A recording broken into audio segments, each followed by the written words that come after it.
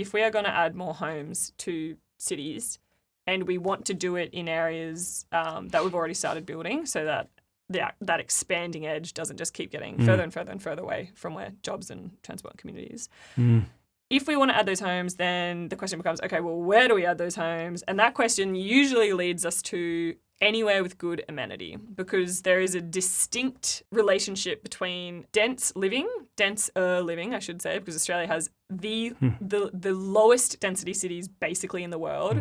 So I hate to say sort of high density living. It's actually just normal. It's just like it's how cities work. It absolutely is how cities work. So, but when you do live like that, so you're in apartments or townhouses or whatever it is, there is a direct relationship between that lifestyle and how much time you spend in the public realm. Because if you have, you know, the 2-bedroom apartment or the 1-bedroom apartment and you don't have that rambling family home, that you had the bike workshop in the garage at home or you had the art studio, it's all of those uses have to then be in the public realm. So it's community halls or it's really like subsidised artist studios or whatever it is. If you want your city to have diversity and interest, all of those sort of side spaces in a home have to live in the public realm because people can't do it in an apartment. That is not a scary thing. That is what makes cities amazing. If we come back to that Nico's conversation, it's like people are very good at finding that in a city, but it has to be facilitated. So Aussies are generally really adverse to sharing, which sounds, that's a wild thing to say, but it feels like that, doesn't it? It does feel like that. And it for me, this is part of that conversation where we've never had to deal with this before. Our cities have just hit a point that we haven't crossed this threshold before.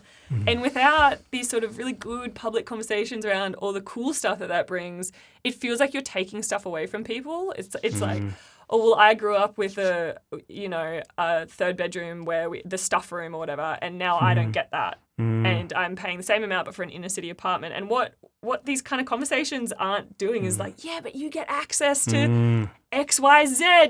You're part of this. And that might not suit everyone. That's fine. There's always going to be like the suburban model. There's no shortage of that. But that should not prevent the ability of other people to live in those inner city lifestyles. And so the pushback that we get from community is really the loss there. It's like your preference of life doesn't get to overtake someone else's preference of life. We need both. We need more of sort of every option possible, because the more diverse housing choices we have, the more types of lifestyles it facilitates.